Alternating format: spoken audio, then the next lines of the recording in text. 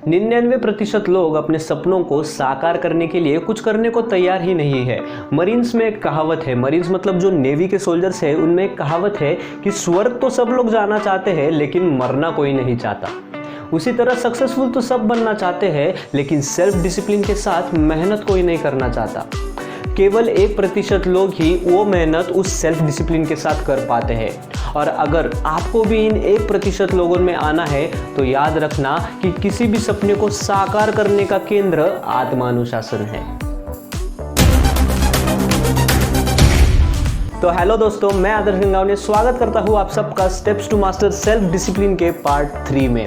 इस वीडियो के पहले 2 पार्ट अगर आप लोगों ने नहीं देखे हैं तो इस वीडियो के बाद जाकर देख लेना, उनकी लिंक्स डिस्क्रिप्शन में बैठी हुई है। तो आइए बिना वक्त गवाए आज का वीडियो शुरू करते हैं। 11वीं स्टेप, अपने प्रोग्रेस पर नजर रखिए। प्रोग्रेस को नापना बहुत जरूरी है। क्यों जरूरी है? जरूरी है अपने काम में पहले से बेहतर बनने के लिए। मान लीजिए मैंने बुक रीडिंग शुरू की है और मुझे 300 पेजेस की बुक को रीड करके ख़त्म करने के लिए 2 महीने लगे। अब मैंने इसके बाद एक और 300 पेजेस की बुक ली और इस बार मुझे सिर्फ 1.5 ही महीना लगा उस बुक को रीड करके ख़त्म करने के लिए। अब क्योंकि मैंने पिछले बुक रीडिंग का ट्रैक रखा था तो इसलिए मुझे मेरी अभी की प्रोग्रेस पता चली। इससे हुआ क्या? इससे मेरा रीडिंग स्पीड बढ़ गया, फास्ट रीडिंग में अंडरस्टैंडिंग लेवल भी बढ़ गया। अब मैं क्या करूँगा, मैं इस बार का भी ट्रैक रखूँगा जिससे मुझे फ्यूचर में पता चलेगा कि मेरी प्रोग्रेस कितनी ज़्यादा बढ़ रही है। अब होगा क्या कि फ्यूचर में मेरे पास डेटा रहेगा जो मुझे बताएगा मैंने कितने समय में कितनी प्रोग्रेस करी है। इससे बढ़ेगा मेरा कॉन्फिडेंस, इससे बढ़ेगी मेरी टाइम मैनेजमेंट स्किल्स, बढ़ेगी मेरी रीडिंग स्किल्स, इससे बढ़ेगी मेरी मेमोरी पावर, मेरी वोकेबलरी और सबसे इम्पोर्टेंट मुझे ये पता रहेगा कि मेरी प्रोग्रेस सही डायरेक्शन में और सही पेस से जा भी रही है या नहीं। तो ये भी एक स्टेप है सेल्फ डिसिप्लिन को मास्टर करने के लिए। 12वीं स्टेप, हर महीने के लिए टारगेट सेट करो। हम लोगों ने पार्ट 1 में देखा था कि आपको आपके बड़े गोल को छोटे छोटे गोल्स में बांट देना है। वैसे ही एक स्पेसिफिक टारगेट हर मंथ के लिए सेट कर दो। Give yourself a deadline. और जैसे जैसे ये मंथली टारगेट्स कंप्लीट होते चले जाएंगे वो आपको आपके बड़े गोल के करीब ले जाएंगे।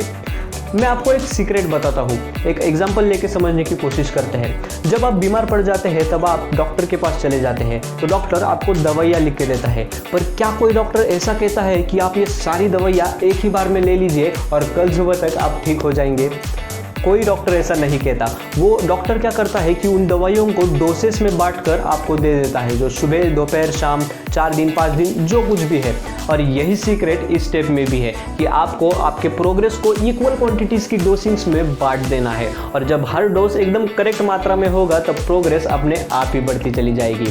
तो आज से ही अपने मंथली टारगेट्स को सेट करना शुरू कर दो। 13वीं स्टेप है कि अपनी प्रोग्रेस को एनालाइज करो। अब आपको भी तो पता होना चाहिए ना कि आप कितना बेहतर कर रहे हैं। जितना एक्सपेक्टेड था उतना बेहतर हो रहा है या नहीं, या फिर उससे ज़्यादा बेहतर हो रहा है। देखिए, सेल्फ डिसिप्लिन को एनालाइज करने से आपको ये पता चलेगा कि क्या करना ज़रूरी है, क्या नहीं करना है, किस चीज़ को निकाल देना है, किस चीज़ को इंट्रोड्यूस करना है। अब मैं आपको एक स्ट्रैटेजी देता हूँ कि जिससे आपको आपकी जो प्रोग्रेस है उसे एनालाइज करने में बहुत आसानी होगी। इसको बोलते हैं 4D strategy: do now, differ, delete और डेलीगेट। पहला है डू नाउ। सबसे इंपॉर्टेंट क्या है वो अभी करो, तुरंत करो। रोज जो सबसे ज़्यादा इंपॉर्टेंट है वो सबसे पहले करो। फिर है डिफर, जो काम कम इंपॉर्टेंट है उसे डिफर करो, मतलब बाद में करेंगे। सबसे पहले जो इंपॉर्टेंट है वो करेंगे और उसके बाद जो कम इंपॉर्टेंट है उसे करेंगे। फिर तीसरा है डिलीट, मतलब जो काम बिल्कुल भी इंपॉर्टेंट नहीं है, किसी काम का ही नहीं है वो काम, उसे डिलीट कर दो, कभी करना ही नहीं है। फिर उसके बाद चौथा है डेलीगेट। कोई और अगर इस काम को कर सकता है तो उसे डेलीगेट कर दो, मतलब वो इंसान आपके लिए उस काम को कर देगा, आपको उसमें अपना टाइम वेस्ट करने की ज़रूरत नहीं है, डेलीगेट कर दो। इस 4D स्ट्रैटेजी को फॉलो करो, आपको आपकी प्रोग्रेस एनालिसिस करने में बहुत आसानी होगी। इससे आपकी प्रोग्रेस भी बढ़ती जाएगी और प्रोग्रेस के साथ साथ सेल्फ डिसिप्लिन भी बढ़ेगा। 14वीं स्टेप, बैड हैबिट्स को अपने जीवन से निकाल दो। अब ये स्टेप बड़ी ही चैलेंजिंग स्टेप है भैया, और जितनी चैलेंजिंग है उतनी ही मैं तो बोलता हूँ उससे कई ज़्यादा फायदेमंद भी है। देखिए, जो लोग अपने बैड हैबिट्स को अपने जीवन से निकाल देते हैं तो उन लोगों को उन बैड हैबिट्स के साइड इफेक्ट से डील ही नहीं करना पड़ता है। और जो लोग बहुत ज़्यादा मेहनत करते से है पर उनकी आदतें बुरी है तो ये आदतें उनको सक्सेस अचीव करने से वंचित रखती है।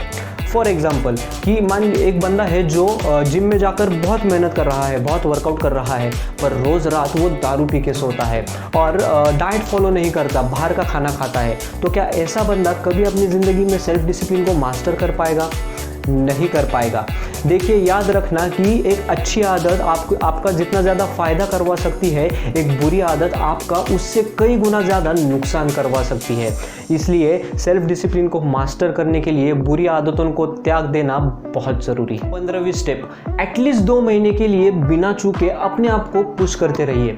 शुरुआत मेरे दोस्तों बहुत कठिन होती है। हमें अपने आप पर ज़बरदस्ती करनी पड़ती है वो सारे काम करने के लिए जो हमें हमारे सक्सेस तक ले जाएंगे। हमें तब तक पुश करना पड़ता है कि जब तक वो हमारे माइंड में प्रोग्राम नहीं हो जाता। हमें तब तक पुश करना पड़ता है कि जब तक वो सारी चीज़ें हमारे डेली रूटीन का एक हिस्सा नहीं बन जाती।